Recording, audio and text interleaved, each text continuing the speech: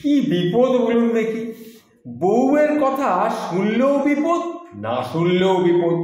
এই তো দুদিন আগেকার কথা, বাইরে থেকে চিকেন কাটলেট আর ফিশ ফিঙ্গার খেয়ে ঘরে ফিরলাম।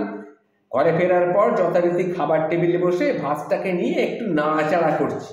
পেট তো পুরো ভর্তি, খাবো কি করে? বউ দেখি গুরু কুচকে এরমভাবে আমার দিকে তাকিয়ে আছে। ঠিক বুঝে নিয়েছে, মানে আমার বউয়ের সিক্স সেন্সটা বড্ড প্রখর। সে ঠিক বুঝে নিয়েছে, কোনো মহিলার সাথে ঝাড়ি মারলেও ঠিক ধরে ফেলে। আজকে সে ঠিক বুঝে ফেলেছে বাইরে আমি কিছু খেয়ে এসেছি, আবার বাইরে থেকে যদি মালটাল খেয়ে আসি সেটাও ঠিক ধরে ফেলে। আবার তখন শীতকালে চান না করিয়ে মাথায় জল ছিটিয়ে দিলেও সে বুঝতে পারে যে আমি চান করিনি, জল ছিটিয়ে চলে এসেছি। কিচ্ছু লুকোবার জো নেই। যাই হোক, কি আর করা যাবে, এটা আমি জেনে গেছি। গোয়েন্দাগিরির লাইনে যদি আমি স্ত্রীকে নামিয়ে দিতাম তাহলে কিরিটি বঙ্কে বক্সি এরা সব ডাহা ফেল মেরে যেত। কড়া গড়ায় তখন আমাকে জিজ্ঞাসা করলো, বাইরে বাইরে কি গিলে এসেছো শুনি? তখন আমি ঢোক গিলে আবদা আবদা করে বললাম, না না মানে সেরকম কিছু না, এই আসলে পেটটা একটু ভার ভার লাগছে কিনা, তাই বর্ষাকাল তো, এ সময় একটু সবারই পেটটা একটু গোলমাল করে মাঝে মাঝে, বোঝোই তো তুমি, বয়স তো বাড়ছে নাকি। কথা বলার পর আমি মনে মনে ভাবলাম, যাক বাবা, আমি খুব জোর বেঁচে গেছি এই যাত্রা। ও বাবা, বউ দেখি সরু চোখ করে গম্ভীর মুখে আমার দিকে তাকিয়ে আছে। কথা শেষ হতে না হতেই গর্জন করে উঠল, লজ্জা করে না? যতদিন রাত যাচ্ছে মিথ্যা কথা বাড়ছে, জীবনে কি একটা সত্যি কথাও তুমি বলবে না?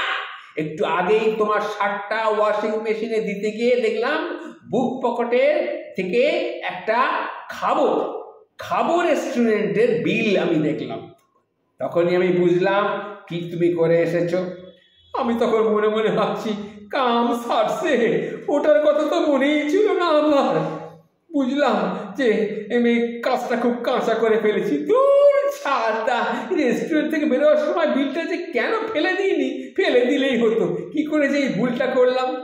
এদিকে বউয়ের গলা দেখি সমানে চড়ছে। ততক্ষণে প্রায় 90 ডেসিবেল ছুঁয়ে গেছে। আমার শাশুড়ি মায়ের আর কোনো গুণ পাক আর না পাক, এই গুণটাও ঠিক পেয়েছে। এইরকমই গলার জোর, এরকম দজ্জাল মহিলা ছিল আমার শাশুড়ি মা। তা সেই উচ্চ গলাতেই তিনি আবার তিরস্কার করলেন, আমার গতর দেখেছো না, আমার গতর দেখেছো? সারাদিন আমি গাদা গাদা রান্না করবো খাবারগুলোকে ফেলে দেওয়ার জন্যে? বাড়িতে ঢুকে বললেই পারতে যে বাইরে খেয়ে এসেছো, ডিনার করবো না আজ। তাই একটু আগেই সেটাই বলতে গেছিলাম, কিন্তু বলতে পারলাম না। আর বলতে গেলেই তো দুধদাম ঝাড় খেয়েছিলাম। সেই স্মৃতিটা এখনো টাটকা হয়ে রয়েছে। কিন্তু এই রণরঙ্গিনী মা চণ্ডীকে কে মুখের উপর বলবো? তাই বলছি যে নিজের বিপদ আমি নিজেই বাড়িয়ে ফেলেছি। ছি ছি ছি ছি, একটা সামান্য সত্যি কথা স্বীকার করবার আমার সাহস নেই। ও কি করি? এদিকে আমার গিন্নি তখন বলেই চলেছে, সত্যি কথা বলার একটা সাহস হয় না? উনি ফেসবুকে তো বড় বড় বাতেলা মারে, খালি দেখি ফেসবুকে বড় বড় কথা বলছে, একটা সত্যি কথা বলার সাহস নেই। এরকম পাড় মিথ্যেবাদী জানলে জীবনে তোমায় আমি বিয়ে করতাম ভেবেছো? মানুষের উচিত সবসময় সত্যি কথা বলা, তা সে যতই অপ্রিয় হোক।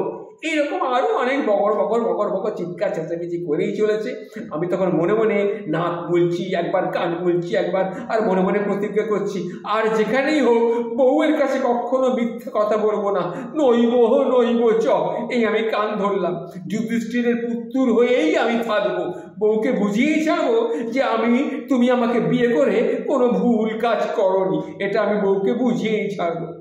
যাই হোক, একদিন সন্ধেবেলার কথা, বউ আয়নার সামনে দাঁড়িয়ে বেশ সুন্দর করে চুলটাকে আঁচড়াচ্ছিল, আর আমি বিছানায় শুয়ে খবরের কাগজ পড়ছিলাম।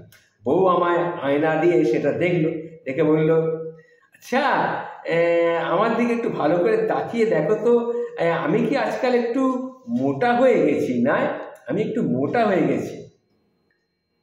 তখন আমি কি বলবো বুঝতে পারছিলাম না, এদিকে যাব না ওদিকে যাব। বউ কিন্তু আয়নায় দাঁড়িয়ে নিজেকে দেখছে আর বলছে, আমি মনে হচ্ছে একটু মোটা হয়ে গেছি, তাই না? আগের দিনের প্রতিজ্ঞাটা আমি এখনো ভুলিনি, তাই বউয়ের উপদেশটা মনে ছিল।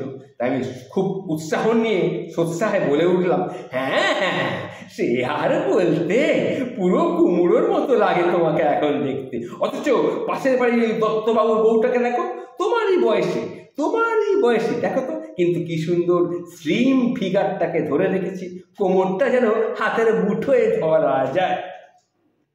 ব্যাস, তারপরে কি হলো কি আর বলবো দাদা, কি আর বলবো। ঘটনাটা অত্যন্ত সংক্ষিপ্ত, লাঞ্ছনার বিবৃতি সে আর দিতে পারছি না। মোট কথা, রাতের 11টা বাজতে চললো। এই বৃষ্টির মধ্যেও আমি বাড়ির বাইরে গেটের সামনে দাঁড়িয়ে আছি। বা ঝমঝম করে বৃষ্টি পড়ছে, পেটে খিদে জ্বলছে, মশায় ছেঁকে ধরেছে, কিন্তু আমি বাইরে দাঁড়িয়ে আছি। পাড়ার কুকুরগুলো দু একবার আমাকে শুকে শুকে বুঝতে পারলো যে আমি অত্যন্ত নিরীহ টাইপের কোনো মানুষ। তাই কোনো উত্তেজনার কোনো রসদ না পেয়ে বিরক্ত হয়ে মুখ ঘুরিয়ে নিজের কাজে চলে গেল। কুকুরগুলোও আমাকে পাত্তা দিচ্ছে না। কি করি বলুন তো কি? তবে হ্যাঁ, আমি দাঁড়িয়ে আছি, কখন আমার বউয়ের দয়া হবে, কখন দরজা খুলবে, কখন ঘরে ঢোকার অনুমতি দেবে। তাই বলছিলাম দাদা, আপনারাও একটু ভেবে দেখবেন। আমি যে বললাম এই আমার পরিস্থিতি, বলছিলাম কি, ওই আগে যে বলেছিলাম, বউয়ের কথা শুনলেও বিপদ আর না শুনলেও বিপদ। ভালো থাকবেন। আমার কথাগুলো কিন্তু মনে রাখবেন একটু, হ্যাঁ, ভালো লাগবে।